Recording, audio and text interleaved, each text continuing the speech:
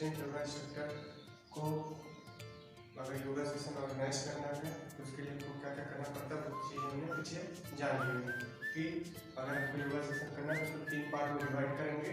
पहला हो जाता है pre yoga session, second yoga session and third is post yoga session. तो वो तीनों चीज़ें आई थिंक पिछले वीडियो में आप लोग को मिल होंगी और वो क्लियर हो गया होगा। इसी में जो हमारा अगला टॉपिक है जिसको हम बोलते हैं अगर योग हम कर रहे हैं तो कई बार आपके सबसे कॉमन क्वेश्चन आपके पास आ सकते हैं कि अगर हम योगा कर रहे हैं तो वहाँ पे हमको क्या क्या कंट्राइंडिकेशन होंगे यानी अंतर विरोध जिसको हम बोलते हैं। आज का टॉपिक हमारा यही है कि कौन व्यक्ति कर सकता है, कब करना चाहिए, क्या कहें कि करना चाहिए, कैसे करेंगे तो हमारे लिए फायदेमंद होगा और क्या नहीं करेंगे जिससे कि वो हमारे पास कोई दुष्परिणाम हमारे शरीर पर उसका ना पड़े। ठीक है, तो सिंपल सी बात है, ये बड़ी क्यों है क्योंकि योगा हम क्यों करते हैं अपने शरीर को अच्छा रखने के लिए। अब शरीर आपका अच्छा रहेगा तो उसमें कई सारी चीज़ें आती हैं आपके पास। अगर हम योगा सही ढंग से नहीं करेंगे तो आपके शरीर को वो अच्छा बनाने के बजाय वहाँ पे आपको प्रॉब्लम कर देंगे। तो कंट्राइंडिकेशंस क्या होंगे, योग के जो नियम होते हैं थोड़े बहुत होते हैं, कब करना चाहिए कब नहीं करना चाहिए, उन्हीं को अगर आप सही ढंग से नहीं करेंगे तो आपको कंट्राइंडिकेशन हो जाएंगे या फिर कुछ ऐसे कंडीशन जिनमें आपको योग नहीं करनी चाहिए उन्हीं बारे में करेंगे। ठीक है, तो पहला आपका है पॉइंट इसमें आता है खाली पेट करें योग। ठीक है, और ये फर्स्ट पॉइंट रहता है, सबसे कॉमन पॉइंट होता है कि सबसे कॉमन क्वेश्चन आता है हमारे पास कि योग कब करें और कैसे करें। तो कई लोग बोलते होंगे सुबह उठ करो, आगे पूरे दोपहर करो। तो उससे ज़्यादा इम्पोर्टेंट चीज़ क्या है कि आप कैसे कर रहे हैं।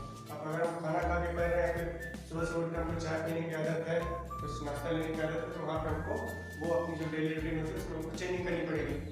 ठीक है, तो सबसे इम्पोर्टेंट चीज़ क्या है, जब भी योग करना स्टार्ट करेंगे वो आपका होगा खाली पेट। और जो सबसे अप्रोप्रिएट टाइम माना जाता है योगा करने की वो होता है आपका मॉर्निंग टाइम होता है और इवनिंग का टाइम होता है। बाकी आप कई लोगों को देखेंगे जो 10, 11, 12 बजे तक भी करते हैं तो वो उनकी जो डेली लाइफ होती है वो उसी टाइम से स्टार्ट होती होगी, तो इसलिए वो उस टाइम पे करते हैं। बाकी सबसे जो सुटेबल टाइम हो जाता है सुबह हो जाता है, सूरज उगने से पहले फिर सूरज उगने के साथ। ठीक है, इसको हम ब्रह्म काल बोलते हैं, ब्रह्म। तो पहला पॉइंट हो गया आपका खाली पेट करना चाहिए। और सपोज करिए हमने खाना खा लिया है तो उसके लिए क्या करेंगे, तब हम कितने समय बाद कर सकते हैं। तो अगर आपने खाना खा लिया है तो खाना खाने के बाद आप करीब कम से कम आप वेट करेंगे 4 घंटे का, 4 घंटे बाद योगा कर सकते हैं। अब हम 4 घंटे बाद करेंगे तो उसमें हमें टाइम चेक करती है, जैसे हम यहाँ से गए, अगर हम सुबह में करने वाले तो सुबह हमने उठे तो सुबह उठ हमने योगा कर लिया। लेकिन अगर हम शाम को उठते हैं, शाम को मतलब ऑफिस छूटते हैं उसके बाद जाकर करते हैं तो शाम को 4, 5, 6 बजे तक मैं एक बार नाश्ता करते हैं, तो नाश्ता करने के बाद तुरंत हम तो काम करने नहीं लगेंगे। तो उसके लिए क्या करते हैं, जो टाइमिंग शेड्यूल्स होती हैं नाश्ता का टाइम उसको पहले कर लेंगे, उसके बाद देख के 3 से 4 घंटे बाद हम अपना योगा कर सकते हैं। अब ये डिपेंड करता है किस तरीके के भोजन ले रहे हैं और कितना समय उसको लगता है पचने में। ठीक है, इसमें देखेंगे तो लिखा है कभी भी खाना खाने के तुरंत बाद योग नहीं करना चाहिए, इसे करने का सबसे अच्छा समय सुबह और शाम होता है। वो चीज़ है इस जब पेट खाली रहता है तो आलस और नींद नहीं आती है। एकाग्र होकर शरीर व सिर्फ योग पर फोकस कर सकते हैं, इससे हम निर्णय लेने में सक्षम होते हैं और आत्मबल मजबूत होता है। ठीक है, सेकेंड पॉइंट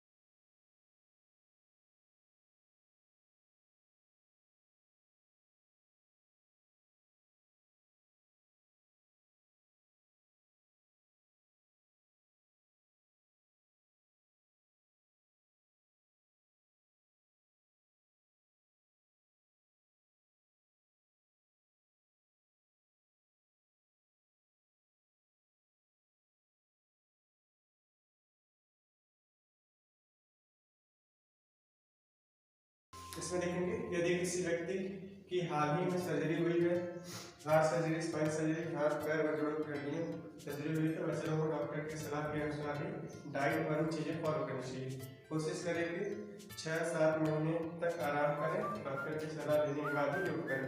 कठिन आसन न करें, एक्सपर्ट की सलाह लेकर उनके मार्गदर्शन में ही योग करें। ऐसा करें तो सेहत के लिए लाभकारी होगा।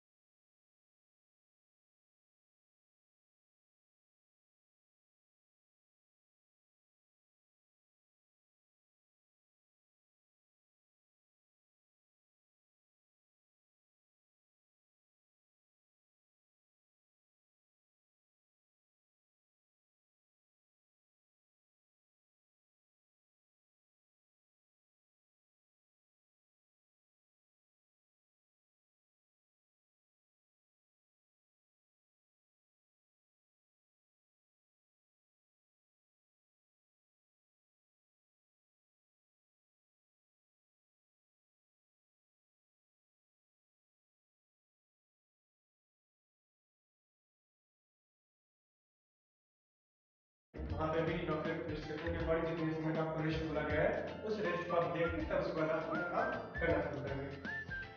यदि आपका वो ब्लड प्रेशर या फिर डायबिटीज, तो इस तरीके के भी अगर आप रोगी हैं तो वहाँ पे कई सारे आसन होते हैं जिनको आपको मना किया था, उसको मत करिए। क्यों? क्योंकि आपका जो मेन रोगी है वो सांस से संबंधित है, सांस को रोकेंगे वहाँ पे आपके लिए प्रॉब्लम होगी, बीपी बढ़ जाएगा, आपका ब्लड शुगर लेवल बढ़ जाएगा। तो ये सबसे इम्पोर्टेंट आ गया आपका नियमों के विपरीत प्राणायाम करना है गलत। अब ये क्या है, अब हर योगा करने का आपका एक प्रोटोकॉल होता है, प्रोटोकॉल यानी नियम होता है। नियम को अगर आप फॉलो करेंगे तो आपके लिए फायदेमंद होगा। जैसे आपको अगर बोल दिया गया सूर्य नमस्कार करने के लिए या फिर शीर्षासन, योगासन कोई भी हम कर रहे हैं, वहाँ पर होता क्या है, हमको एक पर्टिकुलर स्टेप बताया जाता है ना। जैसे आप एक फॉर एग्जाम्पल ले लीजिए, हम कर रहे हैं धनुरासन। तो धनुरासन में क्या होता है, आपको पहले जमीन पर सीधे सीधे लेट जाना पड़ता है, लेट जाने के बाद पेट के बल पे हम अपने धीरे धीरे पैरों को पॉइंट उठाते हैं, हाथों को ले आते हैं पीछे, फिर जो पैर का तलवा होता है यहाँ पे एड़ी उस हिस्से को पकड़ते हैं, पकड़ से खींचते हैं। अब अगर हम उस पूरे स्टेप्स को सिस्टमेटिक कर रहे हैं तो हमारे शरीर को ज़्यादा प्रॉब्लम नहीं होती। अगर हम फर्स्ट टाइमर नहीं है, अगर फर्स्ट टाइम होते हैं तो प्रॉब्लम होती है, उसको जब आप रेगुलर बेसिस पर करने लगेंगे वो आपके लिए बढ़िया लगेगा। अब अगर आप उसको कर रहे हैं तो आपकी शरीर की कैपेसिटी उतनी नहीं है कि आप उसको सही से खींच सकते हैं। तो अगर आप बहुत ज़्यादा जान लगाएंगे तो हो सकता है आपके जो यहाँ पे मेरुदंड है सर्वाइकल, आप उसमें भी प्रॉब्लम हो सकती है, क्योंकि उसको खींचना होता है, खींचने पूरी बॉडी आपकी स्ट्रेच होती है। तो अगर आपने कभी कोई काम इस तरीके का नहीं कि आपकी बॉडी मूवमेंट उतनी अच्छी नहीं है, वहाँ पे ये आपके लिए प्रॉब्लम कर सकता है। ठीक है, तो ले लेके पूरा जो मतलब है उसका क्या है, जो भी नियम प्रोटोकॉल होते हैं उसके स्टेप बाय स्टेप आप फॉलो करेंगे तब आपके लिए फायदेमंद होगा। ठीक है। नेक्स्ट है इसमें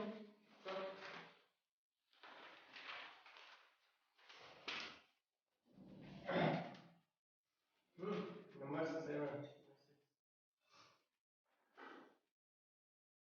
ठंड में नहीं करनी चाहिए शीतली प्राणायाम। ठंड में नहीं करनी चाहिए शीतली प्राणायाम। अब ये क्या है शीतली प्राणायाम? तो सिंपल सा आप कह सकते हैं कि जो आपके आसन होते हैं जिनके माध्यम से शरीर को ठंडा किया जाता है, ठीक है। बहुत सारे आसन आते हैं, जैसे अगर हमने स्टार्टिंग में हमारा मेन क्या होता है, हम प्री योगा जब स्टार्ट करते हैं तो आप अपने बॉडी मूवमेंट्स को थोड़ा सा गर्म करते हैं कि हमारा जितने भी आइटम सब छोड़िए, हमारे जो बॉडी में वो है क्या बोलते हैं, जैसे दिलता है या फिर अलग से बड़ा हुआ है, हमके तुरंत उठ के हम काम नहीं करने लगेंगे। तो आप क्या, पहले हम धीरे धीरे शरीर को वार्म अप करते हैं, गर्म करते हैं। गर्म करेंगे, ढेर सारे मेरे पास आसन होते हैं जिनको हम करके शरीर गर्म करते हैं। गर्म करने के बाद फिर हम जाकर अपना मेन जो आसन होते हैं उनको हम करते हैं। अब जब मेन आसन हमने कर लिया और जब ट्रेनिंग होगी, ट्रेनिंग होने के बाद हमको एक आसन बताया जाता है शवासन या फिर योग निद्रा होता है ना। शवासन योग निद्रा दोनों सेम तरीके से होती है, थोड़ी साइड चेंजिंग होती है। अब शवासन में होता क्या है, हम पूरे तरीके जैसे हम घर पे जाते हैं शाम को बिस्तर पे ले जाते हैं, पूरा बॉडी छोड़ देते हैं, वैसे ही यहाँ भी आपके पास होता क्या है, आपको बॉडी को रिलैक्स करना होता है, उसमें आपकी बॉडी ठंडी होने लगती है धीरे धीरे। अब जब बॉडी में ठंडी हो रही है तो नियर अबाउट बोले तो 15-20 मिनट तक आप रेस्ट करिए। अब बहुत ज़्यादा ठंडी हो गई, अगर गर्मी में हम कर रहे हैं तो क्या हो रहा है, बॉडी बहुत ज़्यादा गर्म रहती है, उसको ठंड करने के लिए कुछ कर कोई काम करना शुरू करते हैं। लेकिन अगर यही काम ठंडी में करेंगे तो वहाँ क्या होगा, अगर वहाँ पे हम सोते हैं या फिर इस तरीके के इनमें से कोई भी आसन करेंगे जिससे कि हमारी बॉडी ठंडी होगी, तो ऑलरेडी ठंडी है। अगर हमने बहुत ज़्यादा लंबे समय तक कर लिया, ठीक है, तो ठंडी में अगर जो बॉडी हमारी 5 मिनट में ठंडी हो जा रही है, वहाँ पर अगर हमने 10 मिनट 15 मिनट 20 मिनट लिया, वहाँ पर क्या होगा, वो हमारी नुकसान कर देगा। और जिसको हम बोलते हैं शीत गर्म लग के आपको सर्दी जुकाम भी हो सकता है, जो सबसे कॉमन इन्फेक्शन होते हैं, बीमारी होती है, ठीक है। तो इसलिए यहाँ पे हमको नहीं करना चाहिए। खासतौर पर अगर हम बहुत ठंडी जगह कुछ कर रहे हैं, ठंडी जगह पे है, वहाँ पे भी करना होगा तो नहीं करेंगे।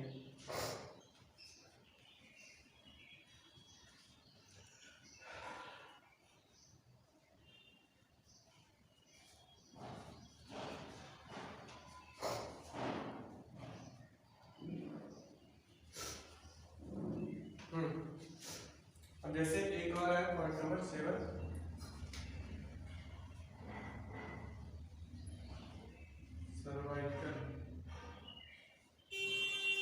सर्वाइकल पेन से ग्रसित लोग क्या न करें, ठीक है।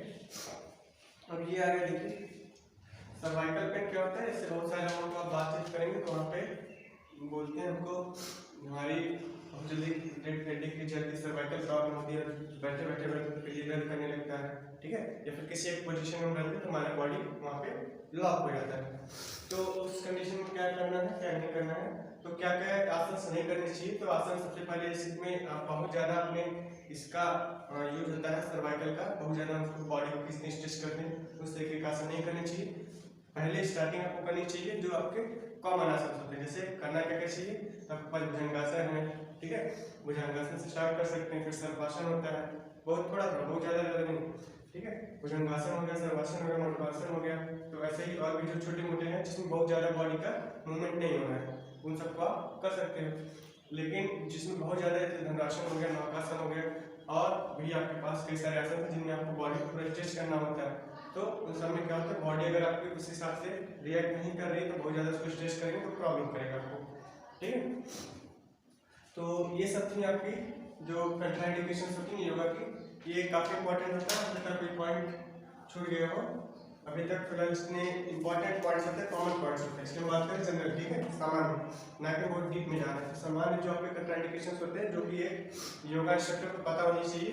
अब क्यों पता होनी चाहिए, पीछे में क्लास में डिस्कस किया था कि आप एज ए योगा इंस्ट्रक्टर होंगे तो वहाँ पे जो भी आपके प्रतिभागी आएंगे, जो आपके कैंडिडेट्स होंगे, जो आपके यहाँ मेंबरशिप लिए होंगे, वो क्या करेंगे, वो आपको उनको सिखाना होगा, उनको बताना होगा। तो वो सब आपसे ये सारे क्वेश्चन पूछ सकते हैं। एक तो पूछेंगे क्या कि योगा के लाभ क्या है, ठीक है, अगर वो आपके पास आ रहा है तो लाभ उनको काफी हद तक पता है, आपको बताना क्या है, इसके क्या क्या कंट्राइंडिकेशंस हो सकती हैं, क्या क्या अंतर्विरोध हो सकते हैं, जिससे कि इन फ्यूचर अगर वो करने आ गए, उनको बालों की प्रॉब्लम होगा तो आपको प्रॉब्लम ना कर सकें कि आपने उनको बताया नहीं, क्योंकि मेन काम ही आपका वही है। उनके फायदे भी अगर आप बता रहे हैं उसको, जो कंट्राइंडिकेशंस होते हैं जिसको हमको बचाना होता है वो चीज़ें नहीं करनी है, वो आपको बताना होगा उनको, ठीक है। और सबसे अच्छा काम आप लोगों का है, उसके बाद आप काम करोगे आगे, सबको और भी चीज़ें मिलेंगी, ठीक है। तो इस वाली क्लास में अभी तक फिलहाल इसका हमने डिस्कस किया कंट्राइंडिकेशंस योगा की, वो यहीं तक रहेंगे। इसके बाद हम लोग